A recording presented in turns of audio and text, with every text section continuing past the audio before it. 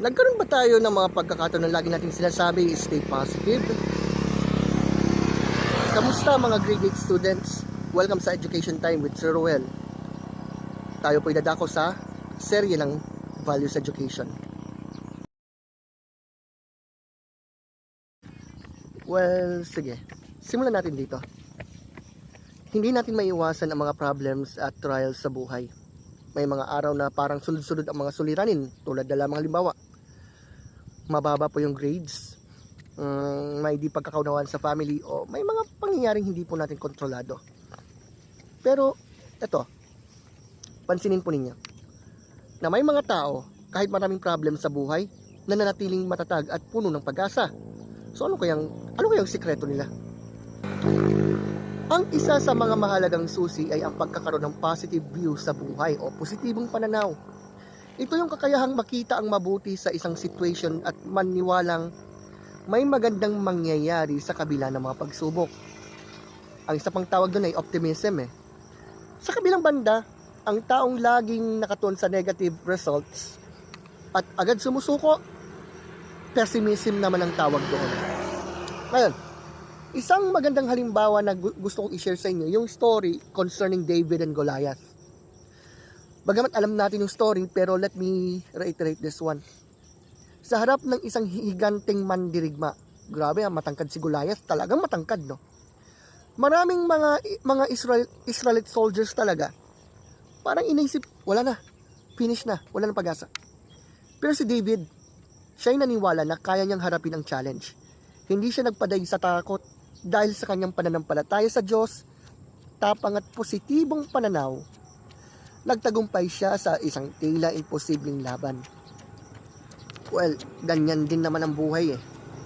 Pag nakaharap tayo sa mahirap na sitwasyon, dalawa lang yung choice mo . Maaari nating isipin na hindi ko kaya ito, o maaari nating sabihin mahirap to pero susubukan ko at gagalingan ko. Ang unang pananaw, nagdadala ng panghihina ng loob, totoo yan. Subalit yung pangalawa, nagbibigay ng lakas upang magpatuloy sa buhay.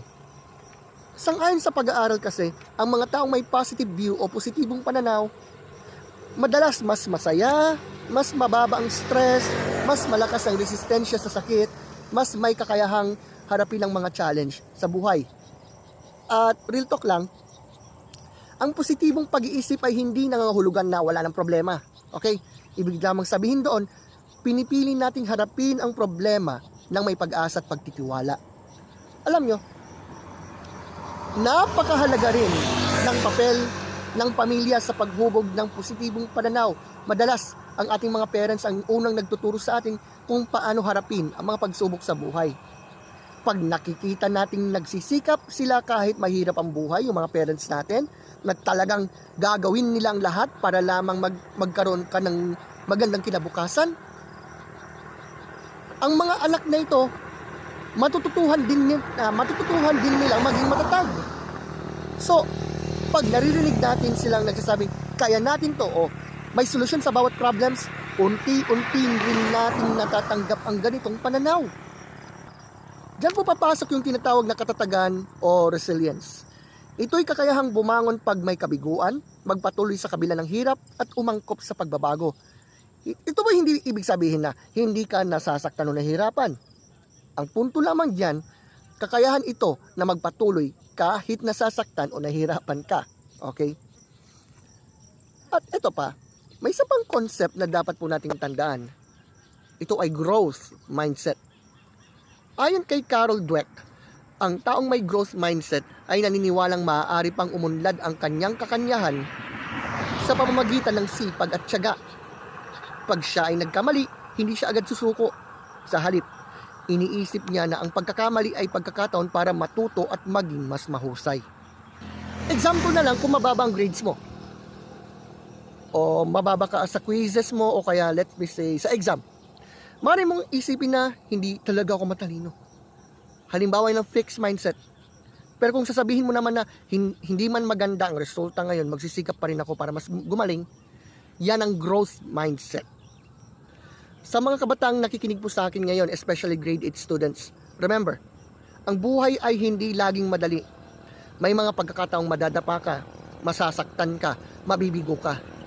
Subalit kung meron kang positive view sa buhay, kung meron kang positibong pananaw, suporta ng pamilya at matatag na kalooban, mas madali po nating malalampasan ang anumang pagsubok sa buhay. Kaya pakatandaan natin na ang positibong pananaw ay parang ilaw sa madilim na daan. Hindi nito inaalis yung balakid, subalit tinutulungan po tayo nitong makita ang tamang direksyon.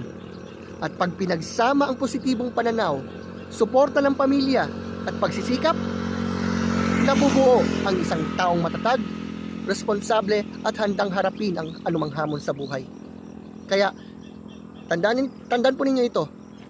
Ang taong may positibong pananaw ay hindi nakatuon sa laki ng problema, kundi sa laki ng pag-asang may solusyon.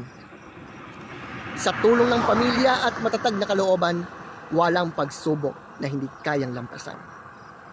Magandang araw mga mag-aaral, magkita-kits po tayo sa susunod na episode.